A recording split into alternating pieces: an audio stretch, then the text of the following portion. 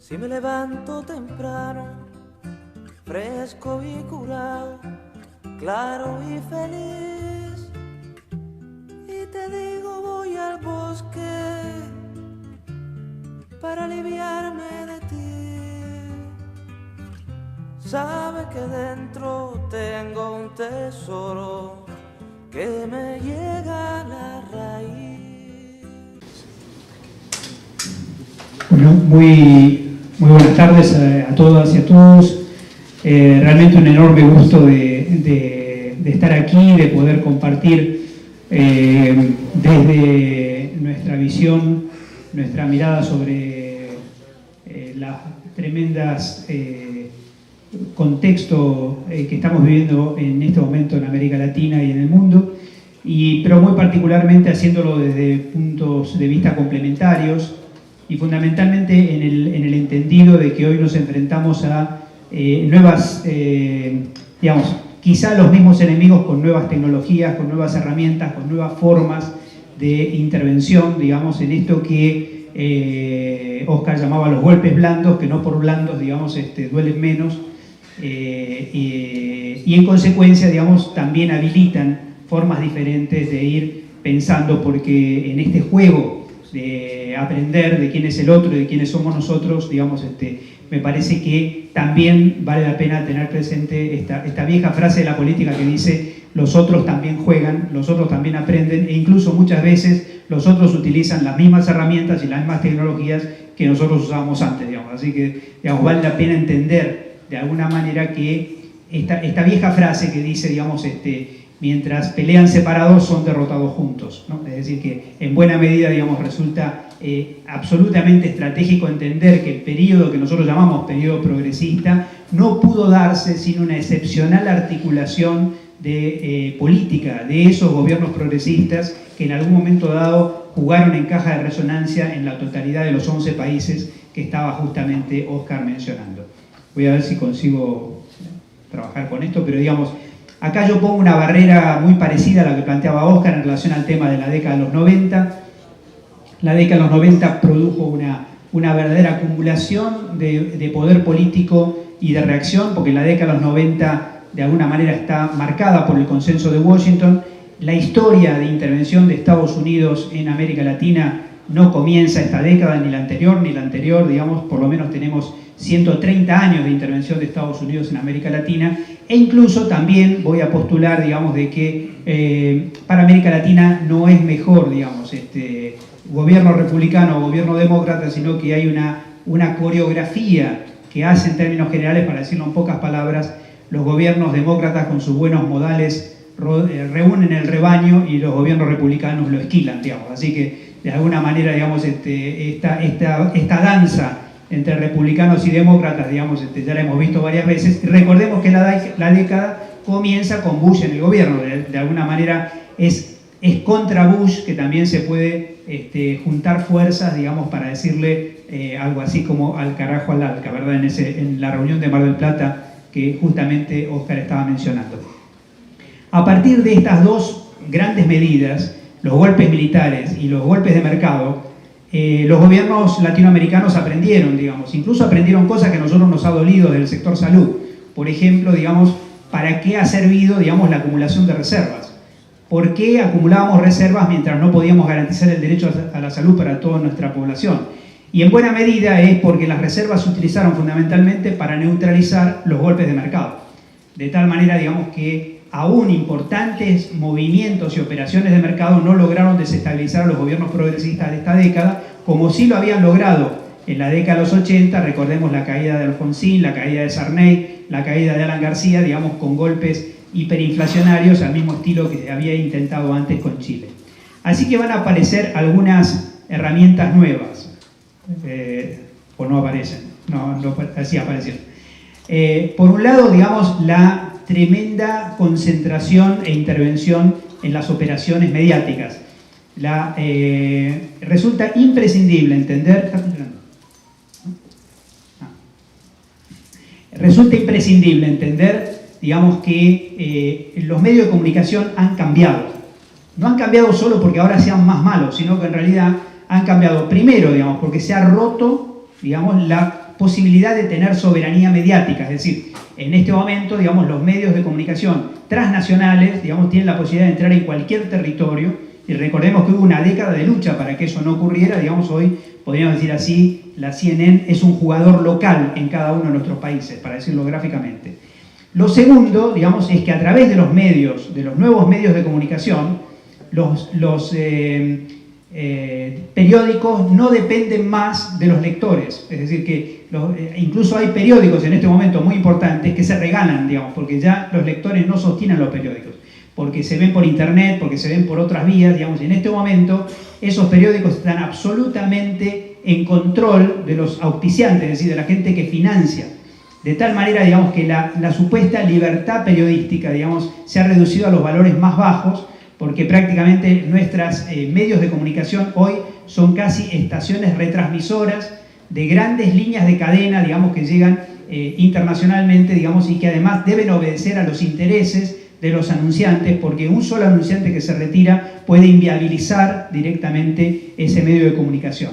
Así que los medios de comunicación en este momento, podríamos decir así, para que todos nos entendamos, todos, digamos, si Vargas Llosa estornuda, todos los medios de comunicación del mundo cargan a Vargas Llosa estornudando, digamos, porque esta cadena mundial, digamos, de comunicación indica de alguna manera que tiene que, digamos, reproducirse esa ideología básica que circula por todos nuestros grandes medios. El segundo factor que... ¿Lo puedo cambiar yo o no? ¿Sí? El segundo factor... El tema que yo lo leo. El segundo factor que me parece igualmente importante, creo que me voy a acercar un poquito más, digamos, es el tema de las operaciones judiciales. Este elemento, digamos, supone, digamos, que en realidad, digamos, si uno piensa, como planteaba Oscar, digamos, piensa desde el centro hacia la periferia, desde las operaciones sobre nuestros países, cuando uno tiene gobiernos progresistas, solo tiene poder ejecutivo progresista, digamos. Ese poder ejecutivo progresista se complementa con un poder judicial, que forma también parte del Estado, con un poder legislativo, que también forma parte del Estado, digamos, con las distintas instancias que forman parte del Estado, así que el cuarto poder, digamos, los medios, el poder judicial, digamos, fácilmente cooptable, porque tiene una estabilidad, digamos, excepcional dentro del juego, va a permitir lo que podemos llamar operaciones judiciales y al mismo tiempo, digamos, la posibilidad de trabajar sobre golpes judiciales en el borde de la legalidad, digamos, todos los cuales dan esta idea, digamos, de los golpes blandos, y me sumo fuertemente, digamos, pero en un sentido más amplio, a la idea de psicología de guerra aplicada a nuestros países, porque la psicología de guerra fue el gran soporte para la creación del marketing, es decir, el marketing fue generado fundamentalmente como una derivación de la Segunda Guerra Mundial, digamos, y el marketing que comienza vendiendo mercancías termina vendiendo presidentes, digamos. Entonces hoy estamos en manos de un marketing que desde la lógica misma de su fundación sale fundamentalmente de la guerra psicológica o de la psicología de guerra. Entonces no es raro que cuando uno entra, digamos, en campaña, el día, digamos, que se termina la campaña, uno sienta un gigantesco alivio, digamos, porque finalmente se terminó la campaña, se vote lo que se vote, porque uno está agotado de esa campaña. La novedad que se da en este momento es que los jefes de campaña acompañan al gobierno todo el tiempo, es decir, ya no están asesorando solo la campaña, sino que todo el gobierno es una campaña. De tal manera, digamos, que van desestabilizando o estabilizando políticas durante todo el tiempo. Los asesores de campaña ahora son full time, no se contratan solo para las campañas. Así que, digamos, si tenemos partidos de oposición en El Salvador, con seguridad sus asesores de campaña de la campaña anterior siguen operando ahora, digamos, durante todo el periodo, y no van a volver a operar recién cuando haya elecciones, digamos. En este sentido, yo quiero poner algunos rasgos que salen de la experiencia argentina, pero que algunos están combinados también con la experiencia brasilera y de otros países. No quiero dejar de mencionar esta secuencia importante, digamos, para ponerlo en una gráfica, que es, en cierta manera, el golpe de mercado de Argentina inaugura el milenio, digamos, y muestra los límites del consenso de Washington, porque Argentina era un muy buen alumno de la década de los 90, el golpe cívico-militar a Chávez, digamos, que ocurre en Venezuela prácticamente 2001-2002, digamos, el golpe en Haití, digamos, que se olvida generalmente Haití dentro de América Latina cuando saca ese golpe de Aristide, En Ecuador, la destitución de Lucio Gutiérrez. En Perú, Humala con el golpe fallido, digamos, contra Toledo. En Bolivia, digamos, hasta el 2008 prácticamente Evo Morales no gobierna la mitad de Bolivia, digamos. Hay que recordar que sin el UNASUR, digamos, hicieron un gran error político de un jefe departamental del Beni, digamos, todavía hoy estaría Bolivia ingobernable, digamos. Es a partir de 2008 que Bolivia realmente Evo toma control, digamos, del gobierno de Bolivia. En Honduras, la destitución de Zelaya. En Ecuador, digamos, el conato policial a Correa. En Paraguay, la caída de Lugo. Me detengo un segundito en la caída de Lugo por algo que sinceramente creo que forma parte de la autocrítica en esta geopolítica, digamos. Los gobiernos del UNASUR no hicieron lo suficiente para defender a Lugo, digamos, y también debemos decir que Lugo tampoco hizo lo suficiente para defender a Lugo, digamos. Pero resulta imprescindible entender que, digamos, el UNASUR llegó a moverse incluso por Honduras y no se movió lo suficiente en el caso de Lugo. Pero digo, y voy a argumentar por qué, digamos, porque en otros golpes no tuvieron todos los cancilleres, tuvieron todos los presidentes, digamos. En este caso particular, digamos, hay un juego, un cálculo geopolítico débil, digamos, para este golpe en particular, que fue el tema de que Paraguay era el obstáculo principal de la entrada de Venezuela al Mercosur, digamos. Y ahí hubo cierta connivencia, digamos, de algunos presidentes en ese momento, digamos, estoy hablando de una información un poco reservada, digamos, no hubo suficiente fuerza, y esto significa en buena medida, digamos, el no haber tomado en cuenta que Paraguay era un laboratorio, porque el golpe en Brasil es exactamente una copia del golpe en Paraguay, digamos, utilizando prácticamente, digamos, las mismas estrategias que se utilizaron, a pesar del mecanismo del impeachment, digamos, que es un recurso que el gobierno de Brasil tiene, digamos. Me parece que también aparece ahí, digamos, la problemática en Argentina, donde voy a describir un poco cómo fue el mecanismo, digamos, a través del cual se fue desestabilizando, digamos, a lo largo de 12 años, no solamente, digamos, la última campaña, digamos, de lo que sucedió en Argentina, el golpe en Brasil, digamos, y en cierta manera el no en Colombia, que también me parece que forma parte, digamos, de las estrategias más importantes en este periodo. A mí me gustaría señalar en este sentido que el conjunto de operaciones tiene varios frentes, digamos. El primero es uno es el frente judicial, digamos. En el caso del frente judicial se complementa con una labor parlamentaria obstruccionista o golpista. En el frente judicial nosotros tenemos, por ejemplo, digamos, la justicia se puso por arriba de los otros poderes, bloqueando incluso leyes. La Argentina descubrió precozmente la operación de los medios de comunicación, crea una ley nacional de medios. Esa ley nacional de medios estuvo durante 5 años bloqueada por jueces de primera instancia, por jueces de segunda instancia, por cortes, digamos, de alzada, hasta que finalmente, digamos, cuando es liberado por una decisión de la Corte Suprema, ya deja de tener efecto e importancia la posibilidad de controlar los medios. Digo esto porque, digamos, hace 48 horas Lula plantea entre sus autocríticas principales, digamos, no haber tenido una ley nacional de medios, que en el caso de Brasil es todavía un poder más concentrado que en el caso de Argentina. En el caso de Argentina hay algún medio que sale, digamos, y permite ser caja de resonancia de otras voces. En el caso de Brasil no hay ninguna posibilidad, y de hecho Lula le da una conferencia de prensa a un medio argentino diciendo: esta conferencia no se va a escuchar nunca en Brasil, en la medida que hoy no tenemos dónde siquiera, digamos, poder difundirla. También el modelo de comunicación, digamos, que acabo de mencionar, es fundamentalmente sin sustentabilidad en relación a los lectores. Los periódicos no se deben más a sus lectores, digamos. Al mismo tiempo hay un sometimiento a una cadena mundial de información, prácticamente, digamos, cuando uno yo tengo el ejercicio de ver una página web que se llama kiosco.net, la recomiendo estrechamente, digamos, porque están todos los periódicos del mundo y uno puede ver la sincronía, incluso en las fotos, digo, para decirlo gráficamente. Se decidió qué foto de Fidel se sacaba en la tapa de los diarios, digamos, y salieron en todos los diarios la misma tapa, digamos. O sea, hay que ver cómo circuló en todo el mundo, digamos, las tapas que los medios largaron al aire, incluso una que está a contraluz, digamos, que salió por lo menos en 7 medios, digamos, que puedan ser a nivel internacional. Al mismo tiempo, digamos, hay un tema de difamar sistemáticamente a las personas. O sea, y yo en esto, digamos, creo que efectivamente el concepto de corrupción, digamos, es un concepto que está lanzado a circular, es gratis, digamos. Es decir, yo le puedo decir en este momento corrupto a cualquiera, digamos. Cualquiera de ustedes yo le puedo decir corrupto y ustedes me pueden decir corrupto a mí y se acabó la historia, digamos. No hay que probar nada. O sea que el fenómeno corrupción, digamos, es un fenómeno de una potencia, digamos, tirado como munición, digamos, dentro de las guerras y las batallas electorales y las batallas de imágenes, digamos.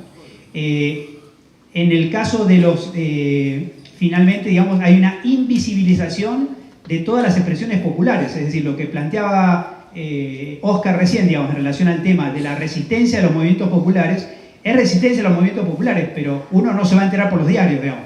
Va a tener que ir a ese lugar, digamos, para enterarse de las cosas que están ocurriendo o apelar a las comunicaciones que van circulando por las redes, porque los medios taponan, literalmente hablando, todas las expresiones populares de resistencia a los gobiernos neoliberales. A nivel de la...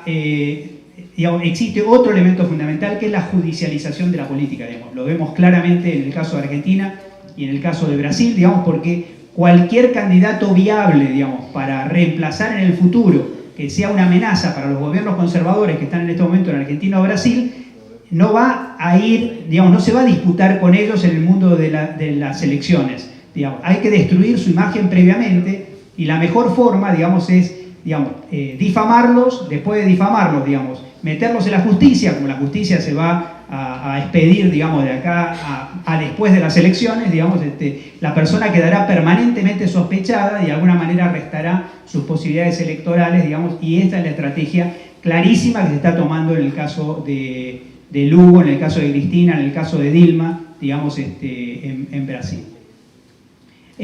Lo que había mencionado recién, los jefes de campaña ya no son de campaña, son jefes de gobierno, o sea, manejan la agenda de gobierno y la imagen presidencial la totalidad del mandato, digamos, y nosotros en este momento ya tenemos, digamos, un importante descrédito del gobierno, digamos, y con un importante descrédito del gobierno hay una buena imagen del presidente, digamos, ¿no? Una cosa bastante curiosa, o sea, cómo uno puede tener buena imagen del presidente de un gobierno que tiene mala imagen, digamos. Esto es porque el asesor de imagen del presidente, digamos, lo saca solamente asociado a las buenas noticias. Así que todas las malas noticias son de algún ministro incompetente, digamos. Ninguna es, digamos, entonces uno empieza a decir, es bueno pero está mal rodeado, digamos. O sea, le falta, el problema es el equipo, digamos, no eligió bien el equipo, ¿no? El otro tema que es clave son las nuevas estrategias electorales que están orientadas fundamentalmente a la desaparición de los partidos políticos. Es decir, hay una fantasía de hacer política sin partidos políticos. Entonces, digamos, la polea de transmisión que significa la militancia, por ejemplo, pasa a ser reemplazada por partidos que no necesitan más militancia. Son partidos que exclusivamente se alimentan, digamos, de hacer encuestas de opinión, de hacer encuestas para levantar representaciones de lo que la gente quiere escuchar.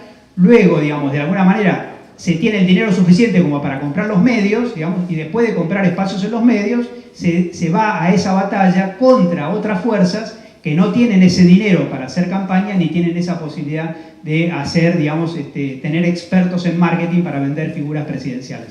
Entonces, de alguna manera, digamos, se percibe una lógica de técnicas de marketing. Estas técnicas de marketing definitivamente llevan, digamos, la campaña electoral a literalmente batallas, se dice así, digamos, el arte de la guerra electoral. Hay libros que se llaman de esta manera, digamos. Finalmente aparece el tema del manejo de los sentimientos primarios, es decir, se empieza a generar un clima fundamentalmente donde la gente vota con el hígado, para decirlo gráficamente, digamos, en términos de votar con odio, digamos, votar, el voto es literalmente un cachetazo, digamos, o sea, la gente tira el voto, digamos, contra, digamos, la molestia que me genera el otro, y por decirlo así, digamos, en términos de guerra, el clima de guerra se crea cuando el deseo de la aniquilación del otro es superior al deseo de paz, digamos. Y eso se puede lograr fácilmente, digamos, exaltando personas, exaltando grupos y buscando los sentimientos primarios de las personas. Por otro lado, en nuestro caso particular y en Brasil también, digamos, se percibe claramente el uso de las iglesias protestantes, digamos, como parte incluso de la relación fuerte de la embajada, que también está jugando, digamos, ahí. No hace falta que diga qué embajada, ¿verdad?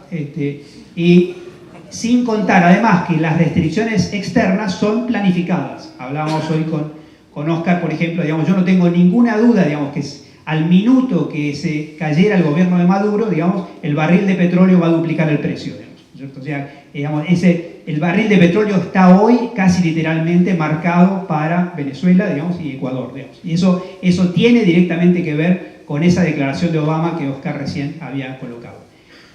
Yo tomo esta imagen justamente porque me parece espectacular, digamos, que The Economist justamente haya dedicado una tapa al arte de mentir, digamos, ¿no?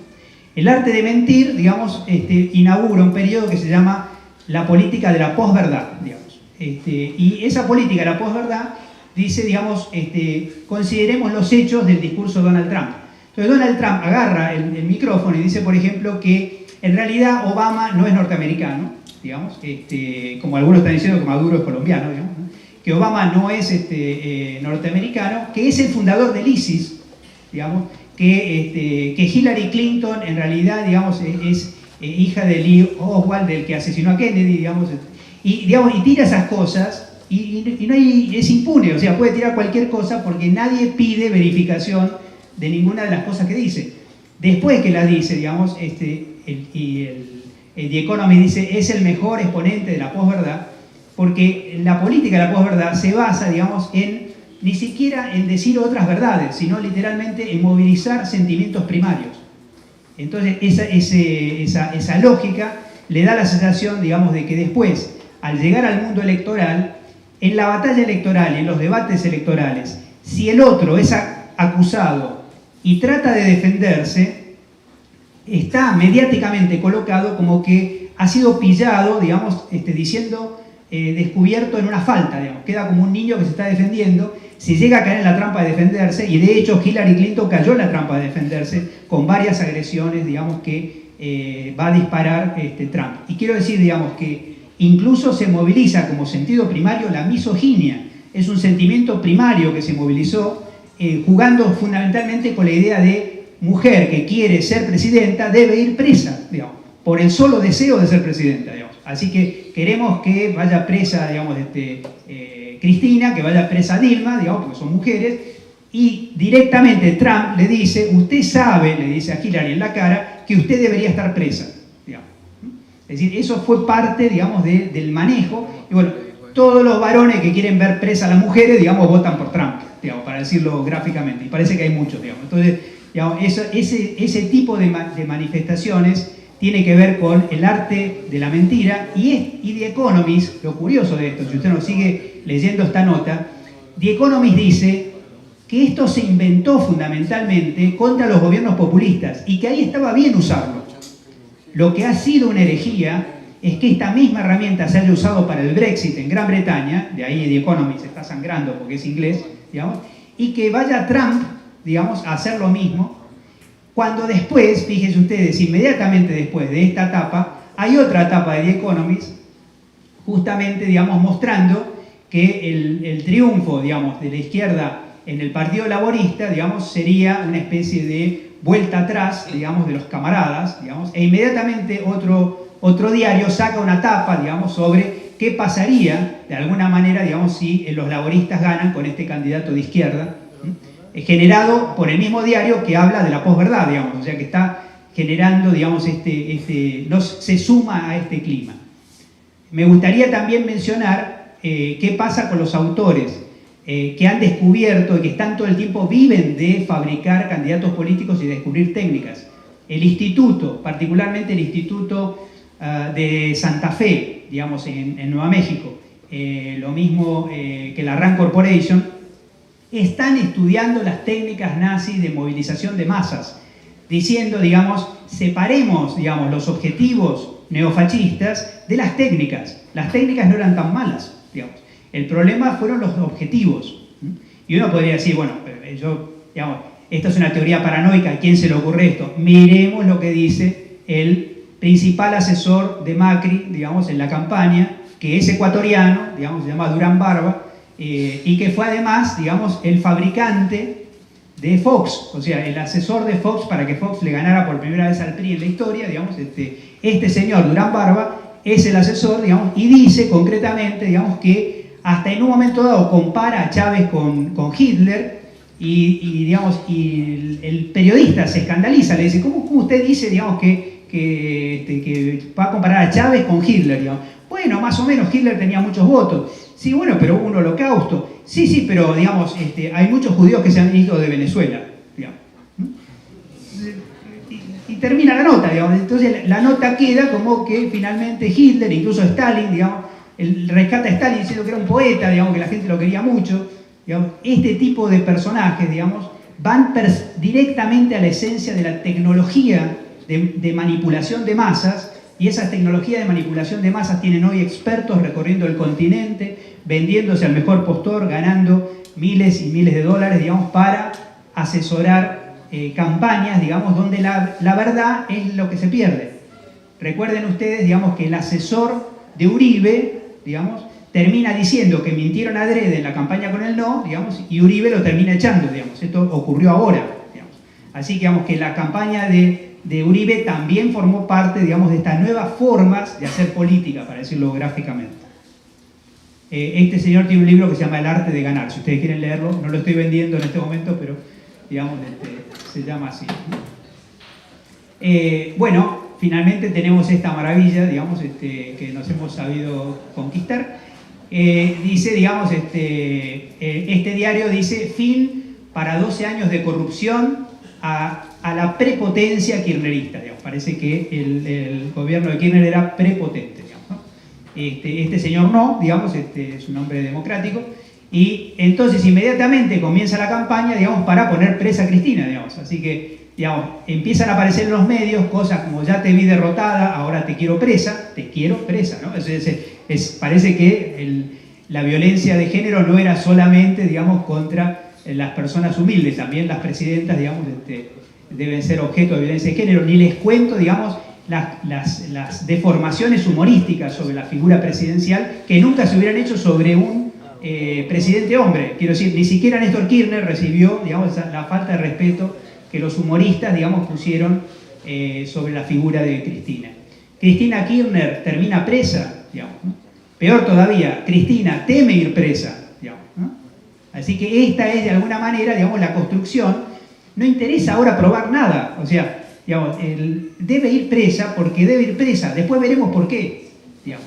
O sea, no hace falta probar nada, o sea, hace falta activar el deseo de que esté presa. Si debe estar presa, ¿cómo va a ser, digamos, candidata, ¿no? Ahora, lo curioso es que el que debe estar preso es el presidente, porque en este momento, digamos, la figura de más alta relevancia política en el planeta, que está en ejercicio del gobierno, digamos, y que aparece en la lista de los Panama Papers, se llama Mauricio Macri. Es exactamente este señor, digamos, el que de alguna manera ha hecho dinero, digamos, y ustedes no me expliquen, o sea, ayúdenme a explicar por qué, si una persona hace dinero, digamos, y no es industrial, es corrupción. Si es industrial, no. Si es industrial, no. Digamos, es un industrial vivo. Digamos, es muy inteligente, es muy vivo, por eso hizo dinero. Digamos, ¿no? Y entonces, hasta en este momento, en Argentina, está indultado que tenga dinero offshore, digamos, ¿cierto? Incluso él llegó a decir, bueno, es lógico, si antes no confiábamos en el país, ¿cómo íbamos a tener el dinero en la Argentina? Digamos. El presidente de la Nación Argentina dice, digamos, que no había que tener el dinero en la Argentina. De hecho, ha creado el más expansivo mecanismo de indulto y de blanqueo de capitales de toda la historia de la Argentina. Incluso tiene una frase famosa que es, realmente ahí pasó a la historia, porque en los 200 años de la independencia de la Argentina no se le ocurrió nada mejor que invitar al rey de España. Ustedes saben que mejor, ¿no es cierto? Y como lo tenía ahí adelante, tenía que decir algo, dijo, ¿cuánto le habrá dolido a nuestros héroes de la independencia independizarse de España? Digamos, debe haber sido un dolor profundo. Digamos. Entonces uno se imagina a nuestros próceres, digamos, pidiéndoles perdón, digamos, a España por haberse independizado de España. Esto concretamente son cosas que nos están pasando en este momento en la Argentina. Pero veamos qué pasa con Brasil. Miren esa imagen, digamos. Es Juana de Arco. Digamos. Literalmente es Juana de Arco, con la excusa, digamos, que el Estado de San Pablo hizo de la combinación con la llama olímpica, digamos, ¿qué está haciendo? La está quemando, ¿no? Antes de que se acercara al impeachment. Del mismo modo, ya voy terminando, del mismo modo, digamos, un diario lo pone, digamos, ese pelotón de fusilamiento, digamos, son periódicos que la están por fusilar, digamos. Estas son las imágenes que han circulado por los medios de Brasil.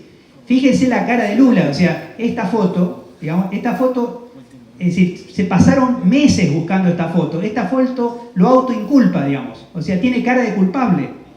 ¿Alguien tiene necesidad de probar nada? No, ya está, el señor es culpable, miren la cara de culpable que tiene. Y encima, digamos, de que es culpable y ya tiene cara de culpable, ahora encima, después de que puso cara de culpable, ahora pone cara de enojado, digamos, y le sacan la cara de enojado, más enojado, digamos, que la han encontrado en tapa de los diarios, digamos. Estas fotos, digamos, para el que trabaja imágenes, digamos, estas fotos son, digamos, destructivas, no se vuelve de estas fotos. En tapa de los principales diarios brasileños, digamos, significa un impacto mediático tremendo, digamos. Este señor que es culpable después está enojado porque era culpable, digamos, y que porque estaba protegiendo a esta señora que había que quemarla, que al mismo tiempo los medios la ejecutaron, digamos, ¿no? Es decir, esto es hoy un golpe blando, digamos, llega a este punto. Lo mismo pasa entonces con la figura de Trump. Fíjense, estas imágenes, digamos, son casi coreográficas. La idea, Trump sacude al mundo al noquear a Hillary. ¿A quién se le ocurre? O sea, estamos hablando de violencia de género, digamos, la noqueó, ¿no? Le ganó, simplemente le ganó una elección que además no le ganó, digamos. O sea, y la palabra noquear, digamos. O esta imagen, nada menos de un diario árabe, digamos, donde aparece la cabeza, ustedes ya los árabes tienen cierta tendencia a cortar cabezas, digamos, aparece Trump con la cabeza de Hillary, digamos. Estas son hoy los campos de batalla. Cuando Oscar hablaba, digamos, de ganar la guerra cultural, se está dando en este espacio. Se está dando en el espacio de las imágenes, porque la gente hoy está pensando sobre YouTube, no está pensando leyendo libros, digamos, está pensando consumiendo imágenes. De tal manera que estas imágenes, odio en América, digamos, esta batalla permanente, y fíjense esta idea, digamos.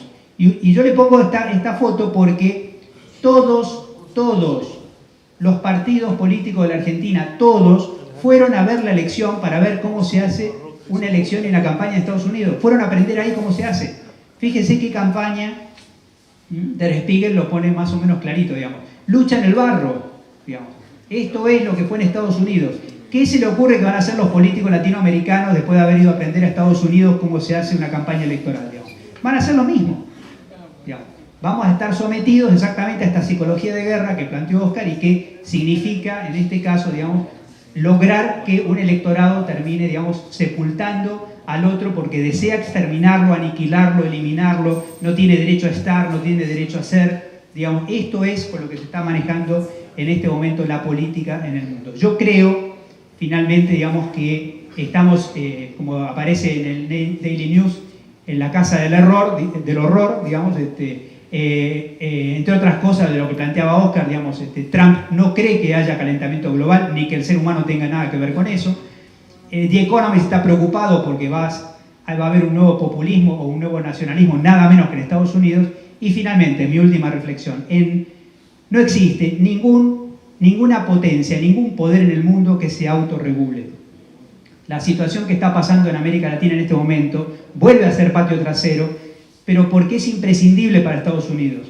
Estados Unidos por primera vez aceptó que es un par entre pares, no es la principal potencia del mundo, ya no lo es en términos económicos, lo sabe, digamos, rescata su patio trasero porque geopolíticamente lo necesita, no como antes, digamos, por un uso de poder solamente, pero hay algo que es tremendamente peligroso para la humanidad, además de todo lo que hemos conversado hasta ahora. Nunca antes se dio que una economía que no es potencia mundial sea potencia militar, digamos. Es decir, ser potencia militar, no ser potencia económica, es una gran tentación para usar la fuerza militar para volver a ser potencia económica. Esto en manos de Donald Trump. Muchas gracias.